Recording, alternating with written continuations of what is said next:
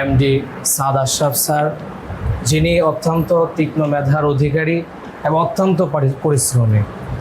আমি এখানে আসার পরে যে জিনিসটা উপলব্ধি করতে পেরেছি যে আমরা সেই 7টা থেকে রাত 11টা পর্যন্ত কোনো বিশ্রাম নেই, লাগাতারভাবে তিনি আমাদেরকে সময় দিয়েছেন এবং 1 ঘন্টা সময় বিশ্রাম করবে এই সুযোগটাও তিনি নেন নাই।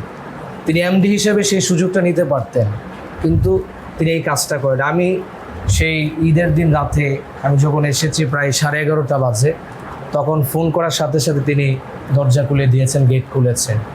আবার তাকে দাঁড় করে আমি বাহিরে গিয়েছি কোনো একটা কারণে, এতক্ষণ তিনি দাঁড়িয়েছিলেন। এরপরে স্যারের মুখ থেকে যেটা শুনেছি যে রাত 3টায় আবার আরেকজন এসে নক দিয়েছে, তিনি নিজে গিয়ে ইনভাইট করেছেন। তো সেই রাত্রিও তিনি কিন্তু ঘুমাতে পারেন না। এরপর দিন সেই 7টা বাজার 15 মিনিট আগে আমাদেরকে তিনি উঠিয়ে দিয়েছেন। ওঠানোর পর সেই লাগাতার তিনি ক্লাস করছেন, তার কিন্তু কোনো বিরতি নেই। তো আমার দেখা মতন এত সুন্দর করে এবং এত পরিশ্রম করার মানুষ আমার চোখে আমি এ পর্যন্ত দেখি নাই।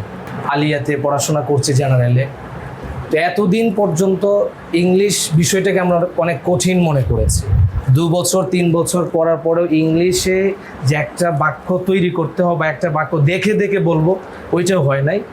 আর গ্রামাটিক্যাল তো আমার একবারেই বুঝে আসতো না। যে বিষয়টা আমরা টেন্স পড়েছি, ভয়েস চেঞ্জ পড়েছি, এগুলো একেবারেই বুঝে আসে নাই। প্রাইভেট পড়েছি কিছুদিন, ভালো লাগে না, ছেড়ে দিচ্ছি। তারপরে এখানে আসার পর আলহামদুলিল্লাহ, যে এখানে সবচেয়ে বেশি দুর্বল এবং যে ফার্স্ট যে ইংলিশ শিখতে এসেছে, যার শুধু ABCDটা সে জানে, আর এর থেকে বেশি কেউ জানে না, সেও কিন্তু সেই 12 প্রকার টেন্স জেনেছে। এটাই কিন্তু এই আশরাফ রেভুলেশন স্পোকেন ইংলিশ একাডেমির এটাই কিন্তু সফলতা, যে কিছুই জানে না সেও কিন্তু টেন্সটা জেনেছে।